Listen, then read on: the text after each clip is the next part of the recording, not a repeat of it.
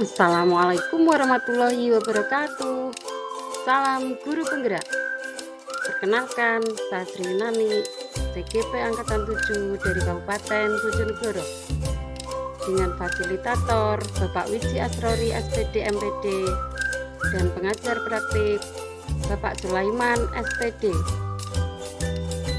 Pada kesempatan kali ini saya akan memaparkan aksi nyata saya pada modul 1.4 tentang budaya positif. Latar belakang. Salah satu dampak globalisasi adalah pengaruh budaya asing terhadap pola hidup masyarakat. Untuk menyikapi pengaruh negatif dari dampak tersebut diperlukan penanaman nilai-nilai kebajikan kepada anak. Nilai-nilai kebajikan yang dimaksud tersebut adalah penanaman budaya positif di sekolah. Budaya positif adalah nilai-nilai, keyakinan-keyakinan, dan kebiasaan-kebiasaan di sekolah yang berpihak pada murid agar murid dapat berkembang menjadi murid yang berkomitmen, penuh hormat, dan bertanggung jawab. Hal ini sesuai dengan tujuan pendidikan menurut Ki Hajar Dewantara, yaitu menuntun anak dengan segala kodrat yang ada agar mereka dapat mencapai keselamatan dan kebahagiaan setinggi-tingginya, baik sebagai manusia maupun sebagai anggota masyarakat. Dalam menciptakan budaya positif, diperlukan kolaborasi antara guru, kepala sekolah, teman sejawat, orang tua, lingkungan masyarakat, dan murid. Dengan diterapkannya budaya positif tersebut, diharapkan murid akan memiliki karakter yang kuat sesuai nilai-nilai kebajikan yang tercermin dalam profil pelajar Pancasila. Tujuan dari aksi nyata ini adalah untuk mendisiplinkan murid dalam budaya positif sesuai profil pelajar Pancasila dengan pembiasaan sehari-hari yang dilakukan dan diterapkan dalam kehidupan sehari-hari. Memfasilitasi murid untuk dapat menyampaikan pendapatnya dan melaksanakan keyakinan kelas yang telah disepakati atas kesadaran dirinya dengan penuh tanggung jawab. Tolak ukur dari aksi nyata saya adalah guru-guru saling berkolaborasi menerapkan terwujudnya disiplin positif sesuai profil pelajar Pancasila. Murid-murid dan guru-guru mulai menunjukkan disiplin positif sesuai profil pelajar Pancasila, keyakinan sekolah, dan keyakinan kelas. Murid-murid berperan aktif, ada perubahan perilaku dan karakter sesuai keyakinan kelas, dan suasana yang menyenangkan. Lini masa tindakan yang akan saya lakukan adalah menyusun rencana pelaksanaan pembuatan keyakinan kelas, mensosialisasikan budaya positif dan keyakinan kelas pada kepala sekolah dan teman sejawat, menentukan pelaksanaan, menjelaskan tentang kesepakatan dan mekanisme pelaksanaannya. Guru dan masing-masing murid menuliskan keyakinan kelas di kertas dan menempel pada flipchart. Guru dan seluruh murid menyepakati nilai-nilai kebajikan pada keyakinan kelas yang sudah disepakati bersama. Guru mengontrol penerapan keyakinan kelas, membuat evaluasi pelaksanaan mingguan, meminta saran dan masukan kepada kepala sekolah, rekan sejawat, dan orang tua terkait perilaku murid setelah penerapan keyakinan kelas. Melakukan refleksi dan tindakan perbaikan. Dukungan yang saya butuhkan, yang pertama, bahan dan alat, video, poster, kartu kata, laptop, dan HP untuk sosialisasi tindakan. Yang kedua, kepala sekolah. Kepala sekolah dan rekan sejawat dalam lingkungan sekolah untuk mewujudkan budaya positif di kelas dan sekolah. 3. Murid. Murid sebagai pusat pembelajaran yang berkolaborasi bersama guru dalam keyakinan kelas. 4. Orang tua. Orang tua untuk melanjutkan pembiasaan budaya positif dalam keluarga.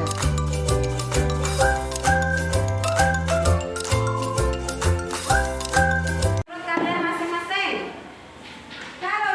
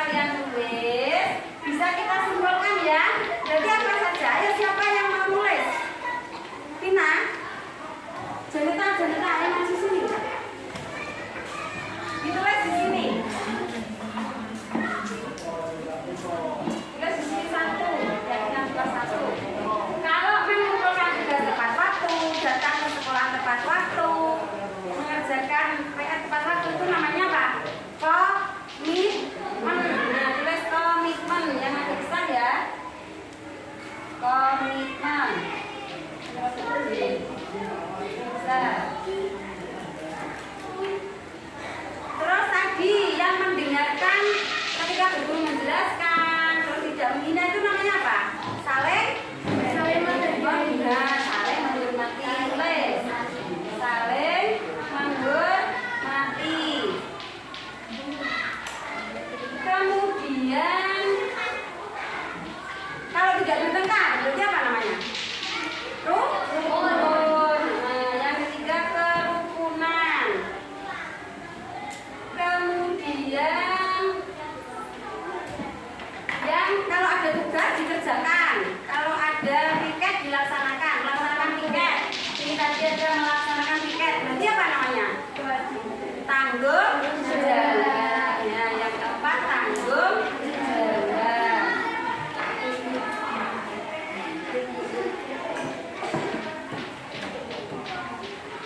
Nah, terima kasih.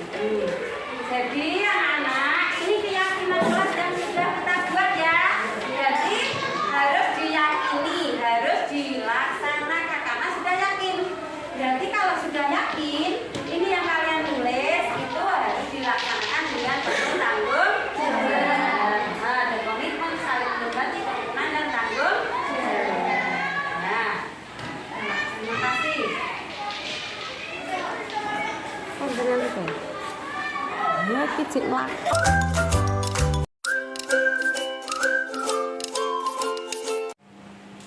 Assalamualaikum warahmatullahi wabarakatuh. Yang saya hormati Bapak Kepala Sekolah SDN Bimbingan 2, Bapak Budiman SPD. Yang saya hormati Bapak Ibu Guru SDN Bimbingan 2. Alhamdulillah, puji syukur kita hadirkan kehadirat Allah Subhanahu wa taala dan telah memberikan rahmat dan hidayahnya kepada kita sehingga saya bisa mensosialisasikan budaya positif untuk memenuhi tugas saya sebagai CGP di Kabupaten Bojonegoro. Sebelumnya terima kasih kami ucapkan kepada Bapak Ibu karena sudah bersedia meluangkan waktunya untuk mendengarkan sosialisasi dari saya. Selanjutnya langsung mau ya, saya di sini akan mensosialisasikan tentang budaya positif. Disiplin positif dan nilai-nilai kebajikan universal. Ki Hajar Dewantara, Bapak Pendidikan kita, menyatakan bahwa untuk mencapai kemerdekaan atau dalam konteks pendidikan kita saat ini, untuk menciptakan murid yang merdeka, syarat utamanya adalah harus ada disiplin yang kuat. Disiplin yang dimaksud di sini adalah disiplin diri yang memiliki motivasi internal. Yang dimaksud motivasi internal itu adalah motivasi dalam diri sendiri anak-anak, bukan atas paksaan ataupun kehendak orang lain. Jadi budaya positif di sini harus tumbuh, harus muncul dari dalam diri anak sendiri. Sebagai pendidik, tujuan kita adalah menciptakan anak-anak yang memiliki disiplin diri sehingga mereka bisa berperilaku dengan mengacu pada nilai-nilai kebajikan universal dan memiliki motivasi intrinsik bukan ekstrinsik, jadi dari dalam diri sendiri. Latar belakang sekolah merupakan tempat untuk mengembangkan sikap dan potensi seluruh warga sekolah, sehingga visi yang jelas akan mengantarkan sekolah dan warga sekolah menjadi lebih baik. Hubungannya dengan budaya positif, untuk menanamkan budaya positif di sekolah harus ada komunikasi dan kolaborasi antara guru, orang tua, dan juga murid. Salah satunya adalah dengan membuat keyakinan kelas. Budaya positif harus kita ajarkan kepada anak-anak sejak dini, sebab budaya positif berfungsi sebagai identitas atau filter mereka dalam menghadapi perubahan zaman saat ini. Karena kita tahu dalam perubahan zaman ini banyak pengaruh dari luar, pengaruh iptek, pengaruh globalisasi itu sangat mempengaruhi karakter anak didik kita. Sehingga budaya positif sangat perlu kita kembangkan sejak dini kepada anak-anak. Nah, di sini ada hukuman, konsekuensi, dan restitusi. Apa itu hukuman? Hukuman itu bersifat tidak terencana dan hanya satu arah. Karena hukuman itu berasal dari satu belah pihak, satu orang. Akibatnya nanti dari hukuman itu anak akan merasa sakit hati, tidak nyaman dalam jangka waktu yang panjang, dan sistem tidak akan berjalan jika murid tidak teratur. Di sini maksudnya, kalau kita menghukum murid itu berasal dari gurunya, dari satu arah hanya gurunya saja, bukan atas kehendak murid, dan terjadi secara tiba-tiba tanpa terencana. Misal murid melakukan kesalahan, kemudian kita menghukum, entah itu disuruh ngepel atau nyapu atau bersihkan kamar mandi. Itu akan memberikan efek dalam jangka panjang. Meskipun nanti anak itu sudah dewasa, mungkin sudah bekerja, itu akan tetap teringat terus. Seperti pengalaman kita sendiri ini, Bapak Ibu. Pengalaman saya sendiri juga ketika sekolah dulu juga pernah mendapat hukumannya. Itu ingat sampai sekarang. Saya pernah dulu dihukum sama bapak ini atau ibu ini. Akhirnya menimbulkan efek yang dalam jangka panjang, kebencian. Ketika sistem itu sudah kita atur, dia tidak akan terlaksana kalau anak itu hanya karena hukuman. Anak dihukum itu karena rasa takut, karena tidak nyaman. Sehingga ketika tidak mendapat hukuman, ya bisa mengulang perbuatannya lagi. Kemudian yang kedua, konsekuensi itu sifatnya terencana atau sudah disepakati dan disetujui oleh guru dan murid. Biasanya ini membuat kesepakatan antara guru dan murid. Namun konsekuensi itu juga menimbulkan ketidaknyamanan, namun dalam jangka pendek. Karena anak nanti bisa disiplin, bisa tertib itu hanya karena ada konsekuensinya tadi, bukan karena keinginan dia sendiri. Kemudian yang ketiga, restitusi. Restitusi itu adalah proses menciptakan kondisi bagi murid untuk memperbaiki kesalahan mereka, sehingga mereka bisa kembali pada kelompok mereka dengan karakter yang lebih kuat. Ini menurut dosen 2004. Jadi dengan restitusi, anak-anak itu menemukan kesalahannya sendiri dan juga menentukan solusi untuk dia sendiri. Jadi guru di sini hanya membantu menuntun anak menemukan masalahnya, kemudian menyelesaikan masalahnya sendiri. Jadi anak lebih nyaman karena dia tidak terpaksa. Restitusi juga merupakan proses kolaboratif yang mengajarkan murid untuk mencari solusi untuk masalah mereka dan membantu murid berpikir tentang orang seperti apa yang mereka inginkan dan bagaimana mereka harus memperlakukan orang lain. Jika ada murid kita yang melakukan kesalahan, itu sebaiknya dari ketiga tadi, itu yang sebaiknya kita gunakan adalah yang restitusi. Karena di sini anak tidak akan membenci gurunya atau dendam atau merasa tidak nyaman. Anak akan bisa menyelesaikan masalahnya sendiri dengan dituntun oleh bapak ibu gurunya. Selanjutnya dihukum oleh penghargaan. Maksudnya di sini mungkin kita berpikir kalau penghargaan itu bisa membuat anak itu lebih termotivasi, lebih pandai lagi. Boleh kita berpikir seperti itu. Tapi dari akibat penghargaan itu juga bisa merupakan hukuman. Karena di sini maksudnya kalau anak kita beri penghargaan, itu anak akan tergantung. Kalau tidak diberi penghargaan, ya dia tidak mau. Berarti kreativitasnya tidak bisa berkembang. Jadi dia hanya mengharapkan untuk penghargaan itu. Saya tidak mau melakukan kalau tidak ada penghargaan. Jadi harus ada penghargaan. Nanti anak-anak akan terbiasa untuk meminta penghargaan tanpa kesadaran dirinya sendiri. Maksudnya itu dihukum oleh penghargaan. Pembentukan keyakinan sekolah atau kelas untuk menciptakan budaya disiplin di sekolah, budaya positif, itu perlu kita lakukan membentuk keyakinan kelas. Keyakinan kelas itu bersifat lebih abstrak daripada peraturan yang lebih rinci dan konkret. Jadi keyakinan kelas itu bukan peraturan, tapi kesepakatan yang dibuat antara guru dan murid berdasarkan keinginan murid yang kemudian diyakini bahwa itu baik untuk dilakukan. Kemudian keyakinan kelas berupa pernyataan-pernyataan universal.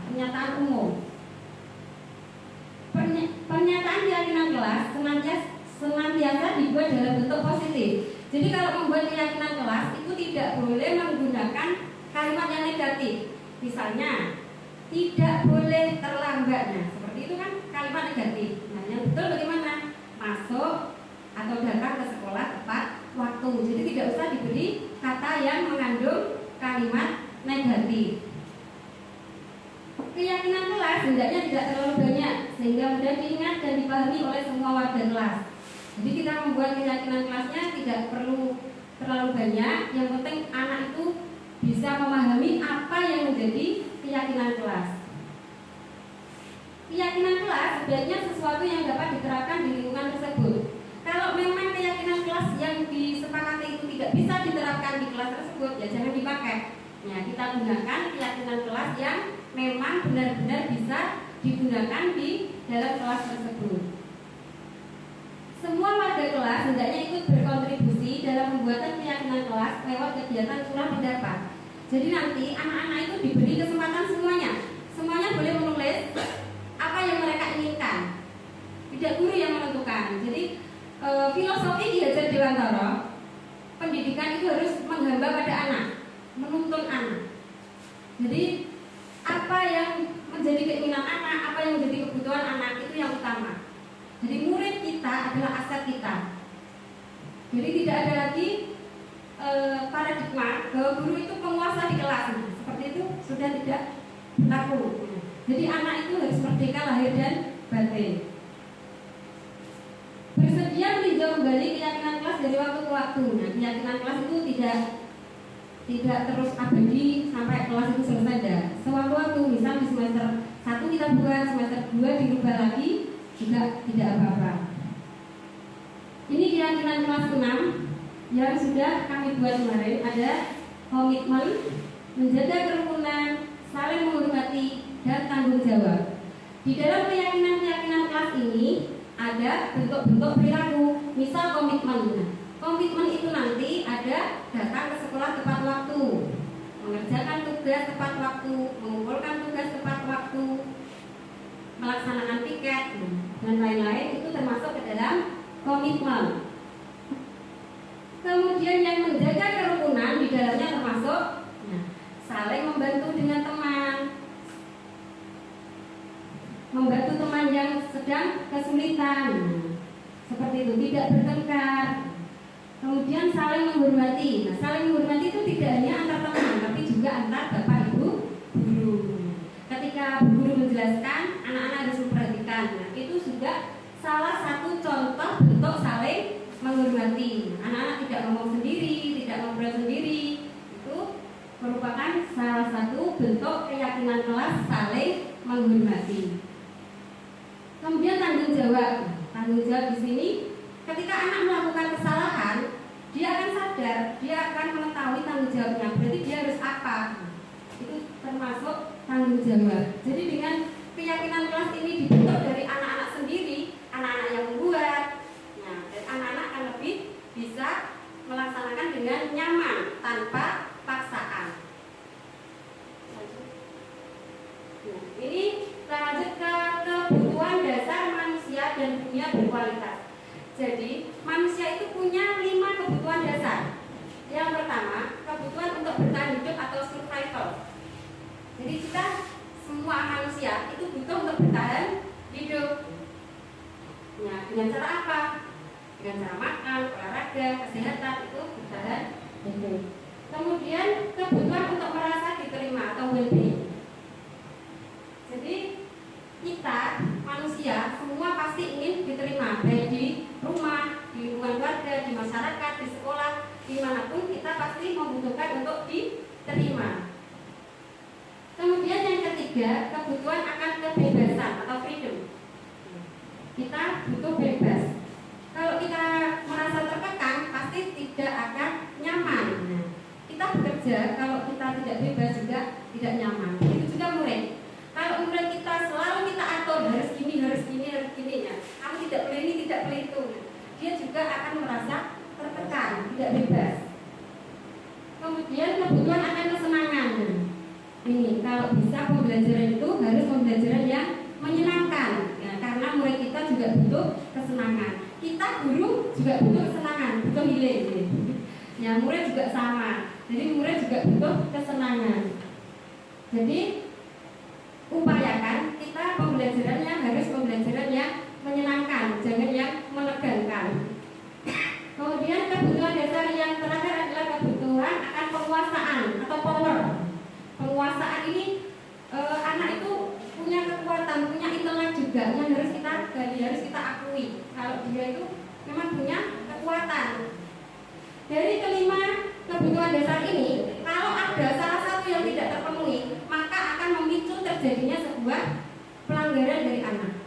Kalau misal dia tidak mendapatkan kebutuhan akan kebebasan, akan muncul perilaku-perilaku yang tidak sesuai karena dia belum mendapatkan kebutuhan dasarnya itu. Jadi kita sebagai guru harus semampu kita bisa memenuhi 5 kebutuhan anak, ya, kebutuhan dasar ini. 5 kebutuhan dasar manusia menurut Dr. William Glasser dalam kelas teori. Tadi ada 5 tadi, kebutuhan untuk bertahan hidup, kebebasan, kesenangan, rasa diterima, dan penguasaan. Segala perilaku murid itu mempunyai tujuan, dan pemenuhan kebutuhan dasar murid menjadi urgensitas dalam pembelajaran. Tadi sudah saya sampaikan, jika kebutuhan dasar tidak terpenuhi, bisa terjadi perilaku atau tindakan yang bertentangan dengan nilai-nilai kebajikan. Jadi kalau ada anak yang melakukan kesalahan atau melakukan perilaku-perilaku yang tidak sesuai dengan nilai-nilai kebajikan, mungkin itu karena kebutuhan dasarnya ada yang tidak terpenuhi. Nah, disinilah tadi restitusi akan digunakan. Ini 5 posisi kontrol yang biasanya kita gunakan.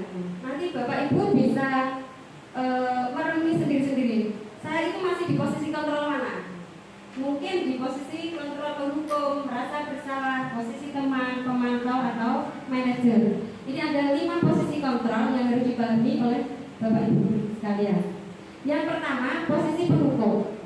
Posisi penghukum itu berarti setiap ada kesalahan dari anak atau murid, nah, kita hukum, kita beri hukuman, suruh menulis, saya tidak akan mengulangi perbuatan saya lagi 100 kali. Nah, mungkin pernah seperti itu ya? Ya, atau dijewer atau ya. Itu berarti kita masih di posisi penghukum. Posisi penghukum itu dampaknya murid akan menjadi pendendam, seperti tadi yang sudah saya ceritakan. Jadi selamanya anak itu akan ingat. Jadi dalam jangka waktu panjang dia akan ingat, saya pernah dihukum oleh Pak Guru itu, Bu Guru itu. Iya, pernah dijewer Pak Jasmono. Sampai dia nikah mungkin masih ingat. Terus tidak menyukai guru akhirnya. Jadi pembenci. Nah, itu kan sangat tidak kita inginkan. Berarti posisi kontrol penghukum itu sebaiknya kita hindari.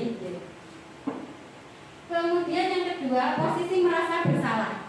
Posisi merasa bersalah di sini contohnya, guru itu murid itu akhirnya menjadi kayak merasa bersalah.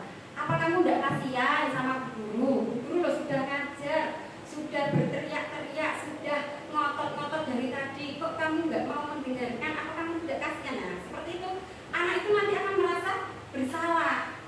Nah, seperti itu juga akan memberi dampak, membuat murid bersalah, rendah diri, dan menarik diri dari lingkungan. Akhirnya anak menjadi tidak percaya diri, menjadi merasa bersalah. Orang kalau merasa bersalah kan akan ke kelompoknya itu merasa takut. Ya, aku salah, aku nggak beraninya. Akhirnya keberaniannya juga hilang, kepercayaan dirinya hilang. Itu posisi membuat anak merasa bersalah. Kemudian posisi teman.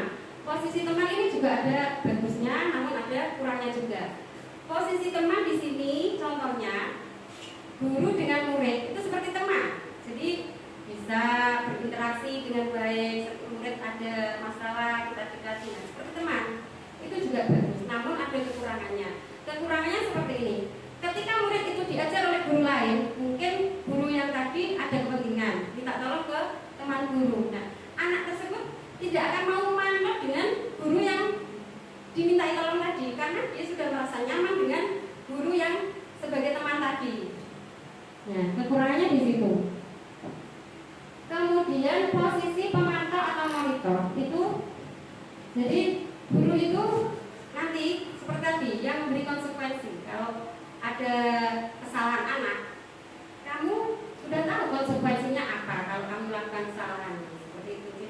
dengan konsekuensi tadi. Kalau kamu tidak mengerjakan PR, kamu harus apa?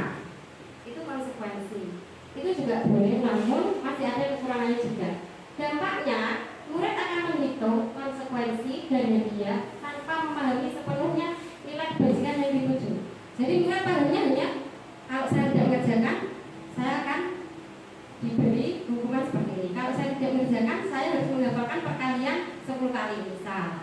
Jadi anak mau melakukan hanya seperti itu, bukan atas kemauan diri sendiri.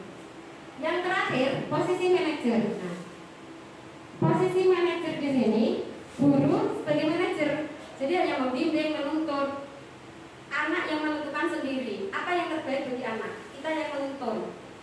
Dampaknya, murid akan mandiri, percaya diri, dan dapat memecahkan masalahnya sendiri. Ini seperti yang kemarin saya lakukan. Saya memanggil murid saya yang sedang berdekat, kemudian ditanya apa masalahnya, terus ceritanya bagaimana. Nah, nanti kemudian anak itu diminta mencari solusinya sendiri. Apa yang akan kamu lakukan setelah melakukan kesalahan tersebut untuk memperbaiki kesalahan itu? Jadi anak menentukan sendiri solusi untuk memperbaiki kesalahannya. Jadi dari kelima posisi kontrol ini, yang paling tepat digunakan oleh seorang guru adalah yang posisi manajer. Nah, segitiga restitusi ini adalah cara atau langkah-langkah yang digunakan sebagai posisi manajer tadi. Di sini saya menyadari pentingnya motivasi intrinsik murid dalam melakukan disiplin positif, keyakinan kelas yang tanpa hukuman dan penghargaan. Menyelesaikan masalah dengan tenang melalui konsep segitiga restitusi. Hal ini akan menjadi modal berbagi saja dalam mewujudkan budaya positif di kelas dan di sekolah. Segitiga restitusi itu adalah cara yang tepat untuk menangani murid yang bermasalah. Di sini tanggapan segitiga restitusi itu adalah menstabilkan identitas, validasi tindakan yang salah, dan menanyakan keyakinan. Jadi yang pertama dilakukan adalah menstabilkan identitas. Anak ditanya dulu. Nah, identitas dari anak merasa bersalah nanti akan merasa dia patut dihargai. Jadi ditanya dulu masalahnya apa, kenapa kamu berbuat kesalahan seperti itu. Kemudian nanti validasi tindakan yang salah. Tindakan kamu benar tidak seperti ini. Terus apa yang akan kamu lakukan? Itu validasi tindakan yang salah. Terakhir menanyakan keyakinan. Karena tadi sudah membuat keyakinan kelas, jadi sebaiknya keyakinan kelas itu dilakukan di awal kelas, di awal ketika masuk kelas yang baru. Itu kita buat keyakinan kelas. Jadi nanti ketika anak itu berbuat kesalahan atau keteledoran, itu kita tanyakan lagi keyakinan kelas yang mana yang sudah menjadi keyakinan kamu. Berarti yang kamu lakukan tadi sesuai tidak dengan keyakinan kelas kita. Kalau anak-anak menyadari berarti itu tidak sesuai dengan keyakinan kelas, maka dengan sendirinya anak itu akan berusaha untuk memperbaiki kesalahannya. Jadi tanpa paksaan mereka akan berubah, mereka akan menjadi pribadi yang berkarakter. Mungkin itu Bapak Ibu yang bisa kami sampaikan tentang budaya positif di sekolah. Terima kasih atas perhatiannya. Saya ucapkan banyak terima kasih. Wassalamualaikum warahmatullahi wabarakatuh. Waalaikumsalam.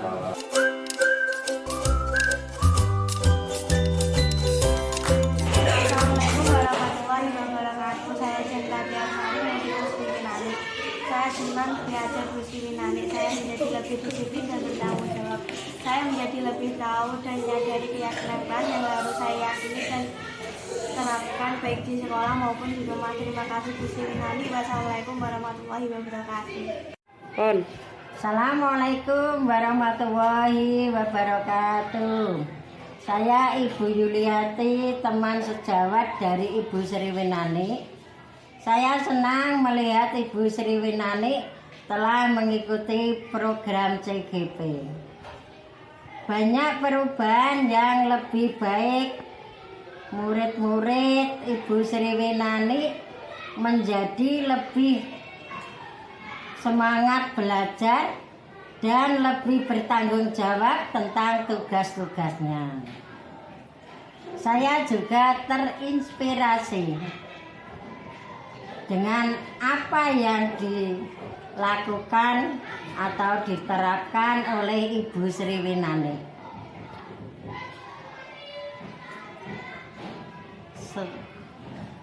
Sekian tanggapan dari saya. Terima kasih.